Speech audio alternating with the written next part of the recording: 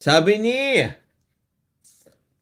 House Minority Leader, Caloocan 2nd District Representative Egay Irice, pondo ng bayan ginamit umano pang incentivize sa mga politiko upang pabagsakin si VP Sara. Ilan sa mga kasama, allies ng Pangulo, si Vice President Sara. At ang pondo ng bayan ay ginamit to incentivize yung mga politicians to go against Vice President Sara. Actually, matagal ng chismis yan at pinag-usapan na noong unang impeachment pa lang. Kasi nga, mga kabatas natin, kapag hindi ka bumoto for impeachment, hindi marirelease yung iyong pondo o kaya hindi maaprubahan yung mga proyekto mo.